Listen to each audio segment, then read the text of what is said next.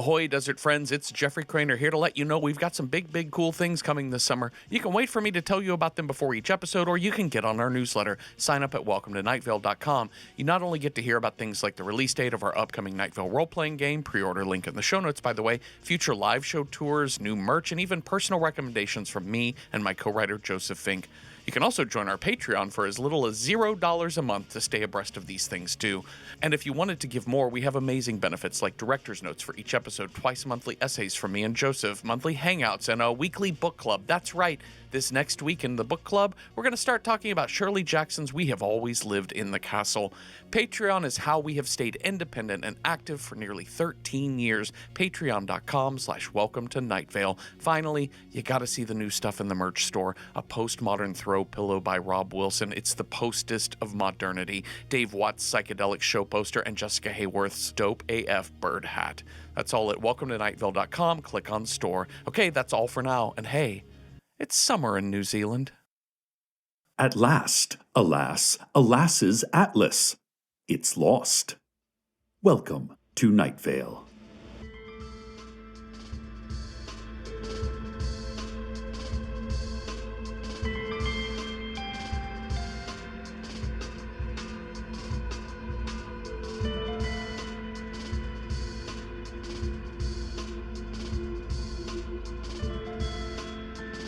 Listeners, I am concerned. I am concerned about a beloved member of this town, a beloved member of our neighborhood, a beloved member of my family. Yes, I am speaking now of everyone's favorite Scorpio, Steve Carlsberg. Steve has been acting, well, strangely lately. And yes, of course, what does acting strangely mean in a town such as ours with a broad understanding of the spectrum of normal? But I mean only that he is to the left of himself in so many ways. The Steve I know is a good family man, a good friend, a helpful hand when a hand is needed, and a helpful silence when what is needed is space. All of that and more, as we know, has always been my opinion of our Steve. But lately he is, instead, consumed by his new job at that tech startup Labyrinth. He is there early in the morning and late at night and every hour between. My niece, Janice, says that the family hardly sees him anymore. And when he is home, he is hunched over his BlackBerry, which I didn't think was a thing anymore, but apparently Labyrinth had a few custom made at the old defunct factory because they just really like that classic BlackBerry vibe. I don't know what has happened to our beloved Steve, but I will not rest until I figure it out. But first, some thoughts from yours truly. It has been 4 years since speech about clouds and cloud-related topics was legalized in Night Vale, and many are in favor of the new freedoms. However, some point to a new problem in Night Vale, which is cloud perverts. Cloud perverts openly stare at clouds and categorize them. They say things like, "Oh, what a perfect example of a cirrocumulus cloud," or "I have never seen mammatus clouds, but I hope I do before I die." They sit for hours and paint anatomically correct pictures of clouds. Some even sell these paintings on the dark web, just gross pervert stuff like that. And even those of us who are happy the ban has been lifted, and I am always in favor of freedom of speech, except in a few thousand specific circumstances, we can't be tolerating behavior like this in our society. So, what to do with cloud perverts? One answer would be to ban clouds again, but I am hopeful we will not have to resort to that. The other option is to address the people rather than the object of their obsession. The people are the problem. We should loudly and clearly say to cloud perverts, "That is sick. You are sick. You make me sick." And if that doesn't work, gulags. Just my POV. which stands for Private Opinion Victory. Steve spends his days in an old cargo van. Painted on the side of the van is the Labyrinth logo, a complicated white maze on a black background, already several years into fading under the constant desert sun. The inside of the van smells like old car seats and new suits.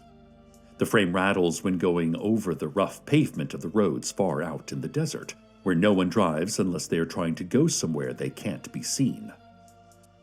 The driver of the van is a man who is not short. Steve himself is not tall. I've never thought of him that way. He's never thought of himself that way, but it's true. Steve is a man who is not tall, and he rides with a man who is not short. Steve wears sunglasses. The sun reflects blinding off the sand, but that is not the reason he hides his eyes. He taps his fingers nervously on the old plastic window frame. He whistles nervously through dry lips. He blinks nervously, but no one can see because of the sunglasses. He is our Steve, a man with a family who loves him, but right now, none of that matters. He rides shotgun in the old van, and he is not tall. Let's have a quick word now from our sponsors. Because when the wind shifts suddenly and it's no longer pushing the cool of the ocean depths out into the desert, but instead the dried salts of the desert pushing back toward the ocean of its birth, and the clouds are all passing the wrong way across the sky, and the trees are bowing against the power of that dry, displeased God, that was when I knew that I also had been living my life the wrong way round, that the choices I had made, seemingly reasonable in the moment, were madness in hindsight, the kind of ill fortune that can only be brought onto yourself through your own misguided belief that you understand what you need. And so, laughing at a joke in which I was both set up and punchline, I turned the car around and started driving back to that small town in the high mountain woodlands, where my secrets still echo as gossip in the neighbors' ears, because I needed to start over, because until I started over, I would only be adding to my already accumulating mistakes.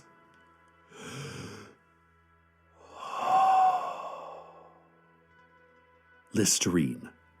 It's what we're advertising. This has been a quick word from our sponsors. And now let's take a look at traffic.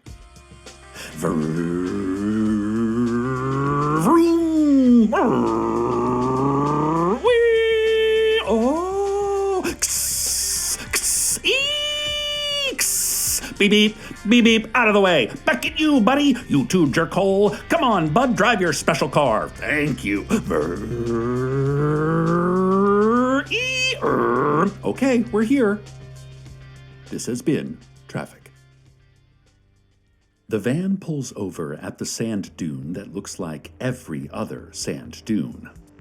The driver consults landmarks that are not apparent to anyone else and nods confirmation that this is the place.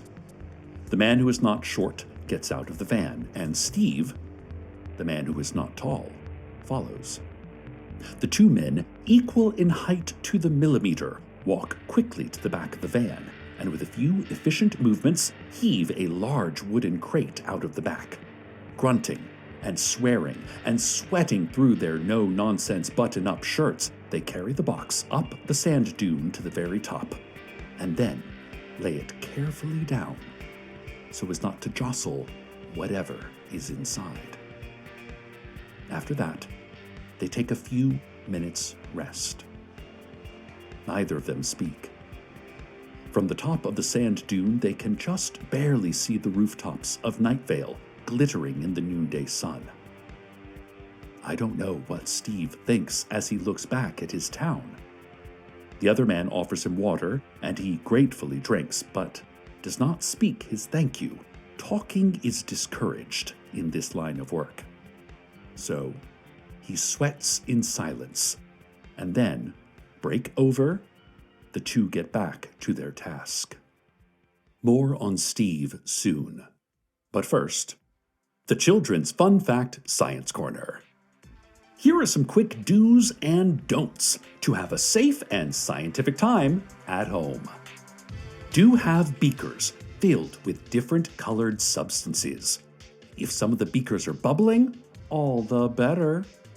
Do not have the little machine with two antennae and some electricity that goes zip, zip up them. That is only for experienced professionals in well-equipped laboratories. Do look at stuff under a microscope. It's a great way to learn more about the world because the microscope makes everything look bigger, like so much bigger. Do not attempt to look at your own eye through a microscope in a mirror. I tried it and it doesn't work. Do get your partner's enthusiastic consent and have a conversation with them about what they are hoping to get out of this scientific session. Do not try to disprove God. She hates that. Do avoid all don'ts. Don't avoid all do's. This has been a Children's Fun Fact Science Corner. And now for a Children's Sad Fact Science Corner. Once there was a stream in the far north reaches of Russia, in the place that has been home to waves of human civilization over thousands of years, some willing, some not, testing the limits of what human experience can encompass.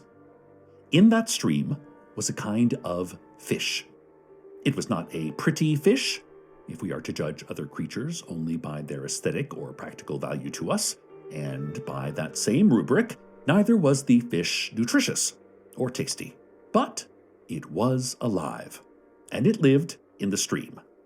And the stream was its world, in the way that our world is the world, a limitation we do not perceive. During the middle of the last century, great mining facilities were built in the far north reaches of Russia, and laborers were sent there, a new captive population, digging up nickel, and breathing in nickel, and coughing up nickel, a pretty little sparkle on the exhale, killing them. And from these mining facilities came a black, poisonous sludge that overtook the stream, and the fish died. They had never been discovered by any humans, and so no humans noticed their absence, but they were absent nonetheless. No one knows this fact. You don't either. This has been a Children's Sad Fact Science Corner. The man who is not short gestures to the right spot, and the man who is not tall, Steve, starts digging. They were not given shovels, only instructions, and an understanding that they must do what is needed to get the job done. And so, Steve digs with his hands. The sand scrapes at his palms, gets under his nails, and chafes the still soft skin of his hands uncomfortably. He ignores all this, and he digs. The man who is not short does not dig. There is some complex seniority system involved that has less to do with how many years you have put into the organization and more to do with how many layers of its secrets you have uncovered. But in any case, the man who is not short is no longer a person who has to dig, and Steve is still very much a person who has to dig. Finally, Steve is done digging, backs up, lets the man who is not short inspect the work. The man who is not short nods imperceptibly. And then, against all code of conduct, he mutters, "Good job." Steve isn't sure what to do with this compliment. They are not supposed to exchange compliments. Surely the man who is not short did the greater wrong offering the compliment, but would Steve also be doing wrong if he accepted it? Still, he cannot let the words lie. "Thanks," he says. He tries to brush off his hands, but they will have traces of sand on them for days. And now, as that lovable old children's TV host Jigsaw used to say, do you want to play a game? Today I thought we could play that classic kids game, Sneak Past the Wagon. Yes, that's right. The one where you pick one child to be the wagon, and that child closes their eyes and shuffles through the room, mumbling, "I am the corpse wagon. Bring me your dead." and all of the kids try to sneak past the wagon. If any of them get caught, they become dead and can't play the game anymore because they actually become actually dead. So it's a bit of a high-stakes game. But that's what makes it fun, right? Okay, I'll be the wagon. Are you ready? You better be. I am the corpse wagon, bring me your dead. I am the corpse wagon, bring me your dead. I am the corpse wagon, bring me your dead. I am the corpse wagon, bring me your dead. I am the corpse wagon, bring me your dead.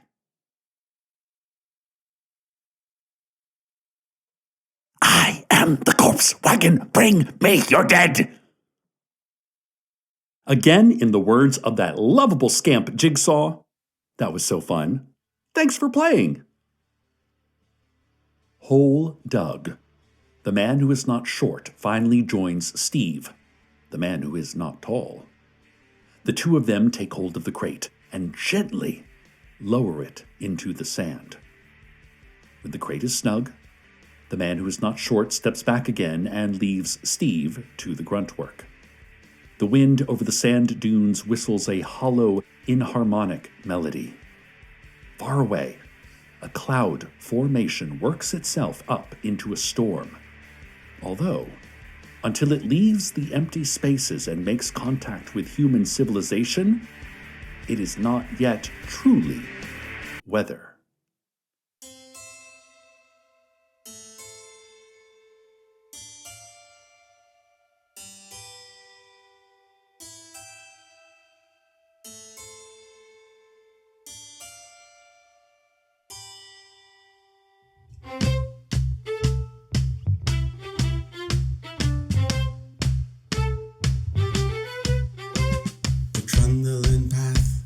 The trundling path.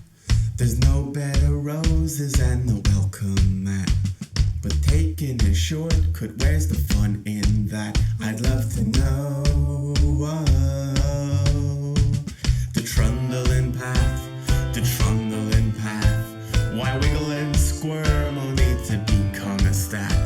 Not even an interesting one at that. I'd love to know.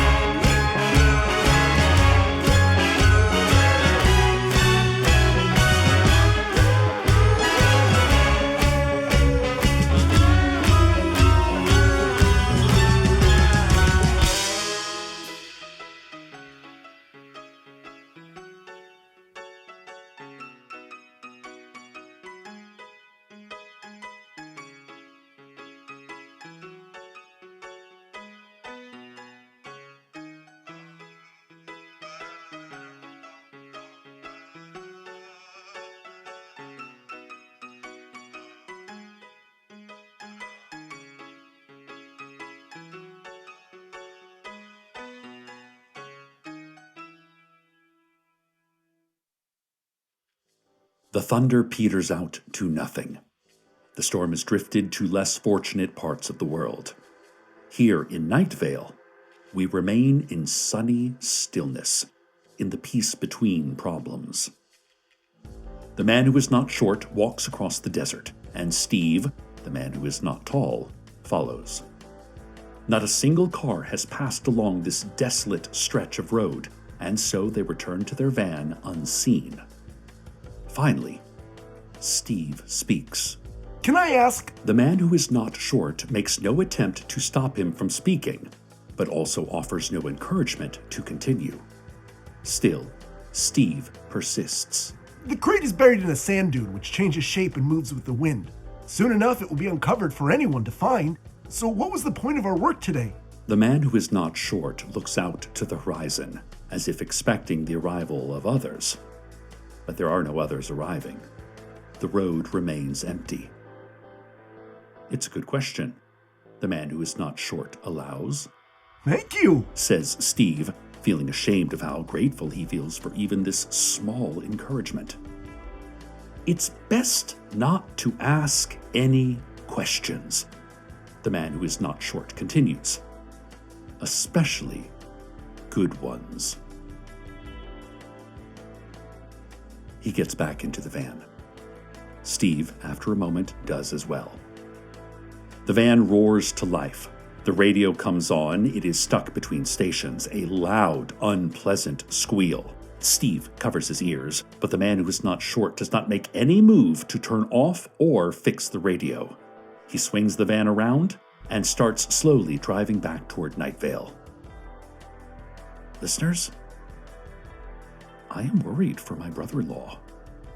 I am worried about our friend, our neighbor, our family member. I am worried. Stay tuned next for the sound of running water somewhere in your walls. Is that a leak? But it's nowhere near any pipe. What is that? Where is that coming from? Good night, Night Vale. Good night.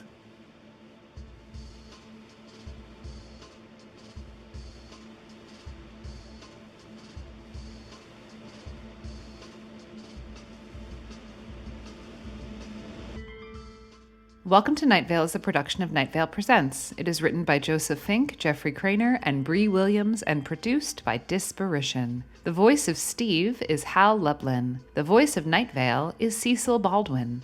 Original music by Disparition. All of it can be found at disparition.bandcamp.com. This episode's weather was The Trundling Path by No Monster Club. Find more at bobbyswebsite.com. Comments, questions, email us at info@welcometonightvale.com or follow us on Blue Sky at Night Vale Radio or on Instagram, Tumblr, and TikTok at Night Vale Official. Or take one candy from this bowl and please leave the rest for others. Most importantly, check out welcometonightvale.com where we have a twice-monthly mailing list that is the best way to keep up to date directly from us to you. We're going to have to do it old-fashioned from here on out. Today's proverb. The rules of mini golf are simple. The first person to keep score loses.